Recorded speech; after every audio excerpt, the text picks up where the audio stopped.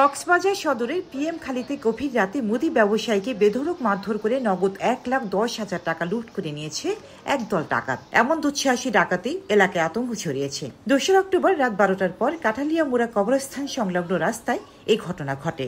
রাত যখন 12টার কাছাকাছি তখন আমার ভাই দোকান বন্ধ করে চলে যাওয়ার জন্য রেডি হচ্ছে। এই মুহূর্তে কবির আহমদের ছেলে নুরুল হুদা আমার ভাইকে ডেকে বলে তুমি চলে যাবে, তার সাথে চলে যায়। যাওয়ার পথে কবরস্থান উত্তর পাশে যখন যায় তখন সে পিছন দিক থেকে চেপে ধরে সরোয়ার লাঠি দিয়ে বাড়ি মারে। লোকমান অস্ত্র তাক করে সিনার মধ্যে। এরপরে তাকে জবরদস্তি করে আরো কয়েকজন সে নিয়ে নেয়। 1,10,000 টাকার দোকানের কিছু বেচা কিনা টাকা সবগুলো ওরা নিয়ে গেছে এবং ওনাকে বেদম মারপিট করছে। ভুক্তভোগী আজিজুল হক বাড়ি ফেরার পথে ডাকাত দল তার পথ রোধ করে। বাধা দিলে ধারালো দা ও কিরিচি দিয়ে মাথায় কোপ মারে, বন্দুকের হাতল দিয়ে আঘাত করে এবং বেধড়ক লাথি ঘুষি মারে। গুরুতর আহত অবস্থায় আজিজুল কোনো রকমে প্রাণে বাঁচিয়ে বাড়ি ফেরেন। পরে তাকে কক্সবাজার জেলা সদর হাসপাতালে ভর্তি করা হয়।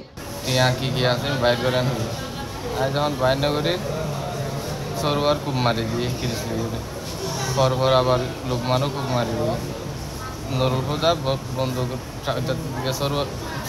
তো লোকমান তো বন্দুক ঠানি লয় এতিয়া আর বাড়র বাড়ি মারি দিই আর চেষ্টা করি ফেলে বন্দুকের বাড়র বাড়ি মারি তারপর টিয়াজন আসুন আর তো সাথে লহলেই।